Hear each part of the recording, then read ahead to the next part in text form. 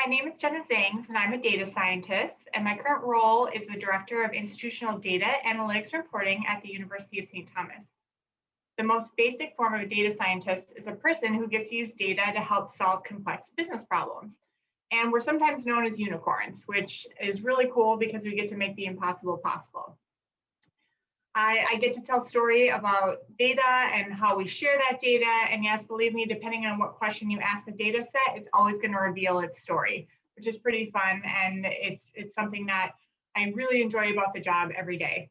As a data scientist, you get to solve problems from start to finish, which means you get to decide which data to use, otherwise known as data wrangling. You get to explore the data to find out what nuggets might be hiding within the sets.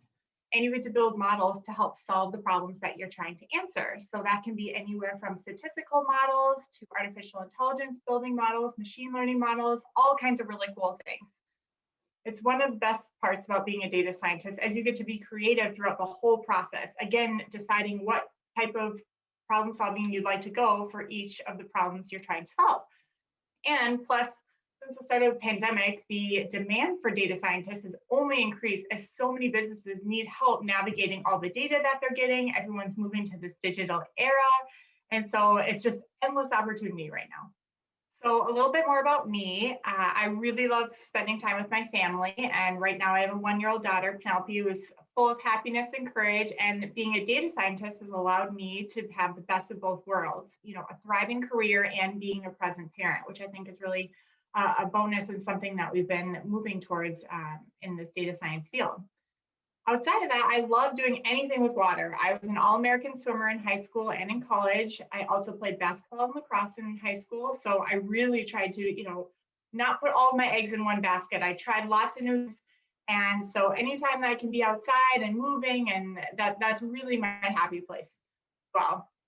Another thing I love to do is love playing video games. When I was younger, I played video games with my dad a lot. The Sega Dreamcast, I think was the regular Sega was my first, then the Dreamcast, right? And so now they've evolved so much. And my husband and I get to play video games together, especially during COVID and winter where we don't have to go outside as much.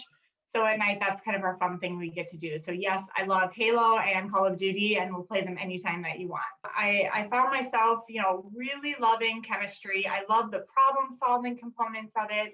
Now, biology, on the other hand, I was terrible at, but I knew that if I just kept working at it, I could probably get there. So I went through and took, again, some of those courses that had speakers come in, and actually a podiatrist came in, which if you're not sure what a podiatrist is, it's a foot doctor. And she talked about how she had her own business and she was helping people walk again. And like, she didn't have the pressures of being in the hospital. And I thought that was the coolest thing. So again, there I set my path, like, okay, I'm gonna go into STEM, I can deal with biology, I'll figure it out. So I'm in my sophomore year, I'm swimming at the same time and trying to do all these labs, and I was doing a biology lab, which was not going as well. And I can't even remember the exact day. I just remember I was sitting in a little bit bigger class and I was in the back, and the professor was asking questions, and I just found that I just didn't know, I didn't feel like I knew what was going on. I didn't feel like I was at the same buddy, and I found myself starting to get some panic attacks. And, I'm like, oh my gosh, why, this shouldn't be happening. It's something I love. I know this is the dream I want to do. And so during my sophomore year, I took biochemistry, didn't go as well. And I just, at that moment, picked myself up and said, okay, it's time to make a change. What am I really passionate about? And so the thing that kept coming was creativity. So I looked around at some of the majors, and I found that marketing seemed to be the one that kind of fit, because I could have that business piece and, bring that creativity forward. So that's the path I went on. And I actually graduated with a degree in business marketing and English. So after graduating, I had a job as a political consulting company, because I was just trying to find any job I could. And I knew this would get me in the door. And it wasn't until that there was a team of coders that were putting all this data together, and I was obsessed. I mean, I would go over there all the time. And of course, it was a full group of men, but that didn't stop me from asking them, can you teach me? And so that's where I started writing some first lines of code. And I just was like, I need more, right? And so There were some online courses at that time, which now there's so many more that you can go out there and learn about. I did have those feelings where, is this idea of kind of imposter syndrome? Should I be doing this? Is it hard?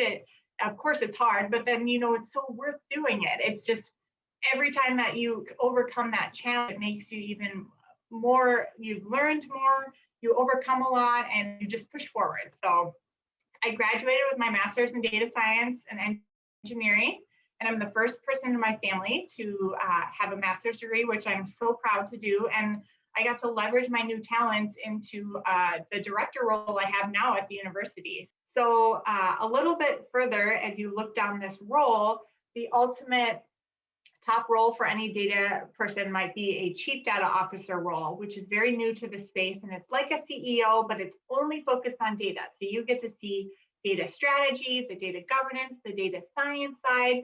So you just get a little bit broader view. And so that's my dream going forward and everything I'm pushing for. But knowing, there's so many ways you can go the very, very technical route. Again, you can go the more collaborative business route. You can go the visualization and creativity route. There's just so many ways to go.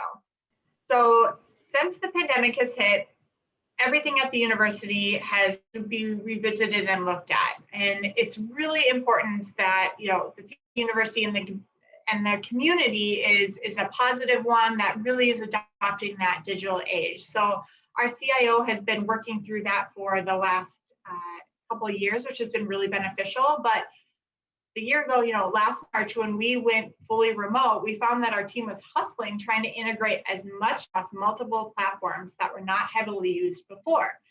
Just like, Zoom, that's a great example of, wanting to provide the students with the best learning experience on a remote option versus in the classroom, right? So we know that the teachers are providing the same content.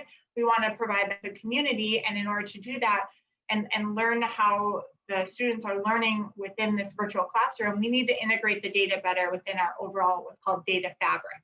It was really cool in terms of having to be very proactive in what we're doing and come up with innovative ways to try and make it as easy as possible for the student to feel like they're in the classroom and connect with their fellow classmates, even without being in a physical classroom. So not only did we get to help the hybrid model, like I talked about earlier, and the social distancing, but we also got to help the online community, which is now a larger part of our overall offerings for our classes this last fall and spring. So only when data is integrated together can we provide the best technical user experience and truly be able to tailor those custom experiences. My words of wisdom for you as you go forward in exploring your career in STEM is to look at those passions that you do every day that feel effortless. If it is that math course, if it is something in biology or chemistry or even computers, really start to explore what are options in that area. And never let anything around gender, race, identity stop you from pursuing those. Learning is a journey and new innovative careers are created every single day and need people just like you to bring them to light.